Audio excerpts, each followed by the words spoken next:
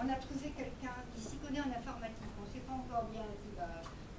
Apparemment, il s'y connaît en informatique, donc on pense que c'est l'hypothèse que c'est quelqu'un qui va pouvoir vous apprendre. Est-ce que vous accepteriez de venir samedi matin, le 9 mai, au centre social pour le rencontrer en même temps que d'autres? Voilà. Ensuite, je vais appeler tout le monde comme ça. Enfin, non, pas je vais appeler, nous allons appeler.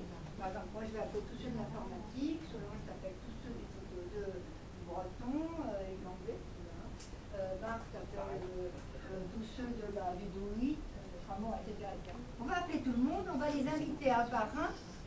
Alors, si par exemple un groupe informatique qui est composé de 7 personnes, il y en a une qui dit je ne peux pas samedi matin, on le fait quand même. On le fait quand même. Et on s'arrangera, on s'organisera pour à un moment donné venir avec elle au premier échange pour lui faire l'accompagner dans la prise de contact. D'accord? Là, c'est juste la prise de contact. Alors là, on a ton ordinateur. Non, là, c'est la prise de contact. C'est le téléphone. Et donc, je vous ai tous invités, nous vous avons tous invités aujourd'hui. Justement, c'est le jour de la mise en relation. Alors moi, dans les choses en cours, il y a de la terre. Pardon. D'abord, pour quel échange tu es ici aujourd'hui? Je suis ici pour offrir un atelier d'écriture. D'accord. Alors, sinon? Sinon, j'ai déjà en cours un atelier de modelage, de poterie. Et je suis en demande de taille d'arbres fruitiers. Ah, et ça fait longtemps que vous faites cette demande? Ça fait déjà au moins un mois. Oui. Est-ce que vous connaissez quelqu'un qui s'y connaît en taille d'arbre? Là, est-ce que parmi vous, il y en a quelqu'un qui s'y connaît en taille d'arbre? Non. Est-ce que vous connaissez quelqu'un qui s'y connaît en taille d'arbre? Peut-être, oui. Peut-être, Annie? Je suis pas sûre, il faudrait que je demande. Vous voulez bien demander? D'accord. Voilà, on ne sait pas si ça va marcher, mais au moins on lance un ballon d'essai. Et donc, c'est en attente. Oui, oui, oui. Alors, on va voir peut-être il y a un groupe cuisine qui se réunit aujourd'hui. Peut-être qu'il y aura quelqu'un, mais est-ce que quelqu'un ici? Oui. Oui? Bon. Hein, donc, on en reparle tout à l'heure. Repérez-vous bien, toutes les deux? Ça y est? On continue, Annie? Les réseaux d'échange aussi pour le savoir conduisent à la chose suivante. Conduisent à dire et toi aussi tu donnes, et toi aussi tu donnes, et toi aussi tu donnes. C'est-à-dire que le renversement de la logique du don, c'est quelque chose qui est renversant. On est tous très très habitués à être attendus comme supérieurs, ayant la possibilité de donner. Et celui qui donne, il se met dans une position de domination. Domination, c'est peut-être un mot un petit peu fort, mais enfin c'est quand même une position où on est en position supérieure par rapport à celui qui va recevoir. Là, le réseau dit juste le contraire. Le réseau renverse ça en disant mais toi aussi tu peux donner, et toi aussi on va t'attendre en position de donner, et toi aussi tu vas pouvoir faire l'expérience de cette position qui va te donner une partie de force ou de supériorité provisoire, puisque ça va bouger, mais toi aussi tu vas pouvoir donner. C'est-à-dire que le don entendu de cette façon-là, c'est quelque chose qui est totalement contraire à notre culture.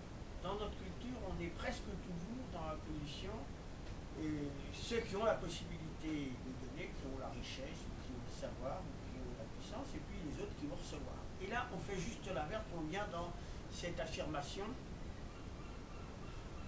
on a besoin de toi. On a besoin de toi. Et ce matin, j'ai entendu quelqu'un, j'ai oublié qui, une d'entre vous, je crois, disant, je voulais booster mon réseau.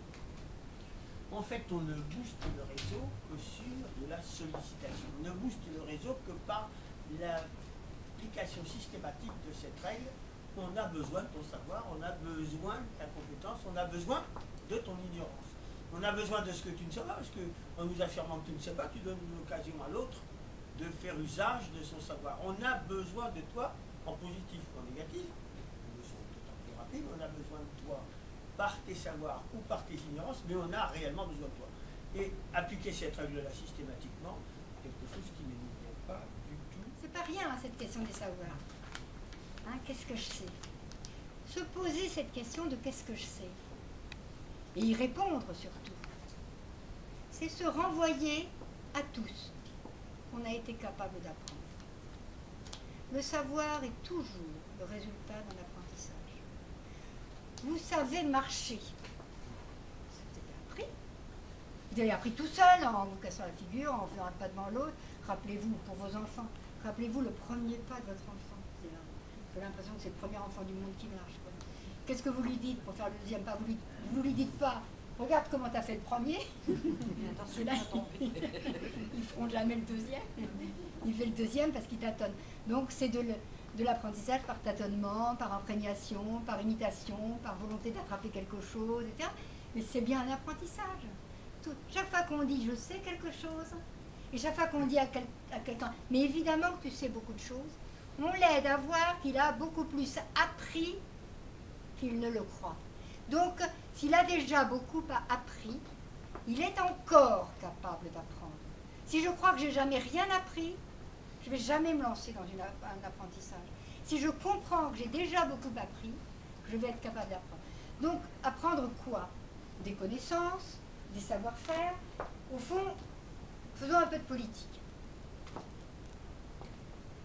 Notre conception des savoirs, c'est que les savoirs, c'est des biens communs et pas des marchandises. C'est des biens communs. C'est-à-dire que ce que chacun d'entre nous savons, c'est bien nous-mêmes qui nous le sommes construits, mais c'est en même temps un héritage. On n'a pas chacun d'entre nous réinventé le monde. On a reçu de nos parents, de nos familles, de nos environnements sociaux, des institutions dans lesquelles nous avons été, des formations que nous avons reçues de nos entreprises, de nos amis, et de ceux qui longtemps avant nous ont été dans des laboratoires de recherche, ont produit du savoir, ont construit du savoir. Donc, on est des héritiers. Et ces savoirs, ils appartiennent à tous. Nous avons tous deux droits. Nous avons tous droit, plutôt, à Schubert, à savoir écouter Schubert, à savoir faire de l'aquarelle, à connaître le droit, à comprendre la généalogie, à comprendre l'écologie, à comprendre la génétique, à comprendre comment on se balade dans les transports en commun, etc. Nous y avons tous droit. Ça ne veut pas dire que nous allons tous apprendre tout ça et que nous allons tous être capables d'apprendre tout ça. Mais il faut bien qu'il y ait des endroits, des systèmes associatifs, institutionnels, dans lesquels on rappelle ça, que c'est deux droits pour tout le monde. Et il n'y a pas des gamins à qui qu'on va cantonner au lire, écrire, compter et qui n'auront pas droit aux autres savoirs.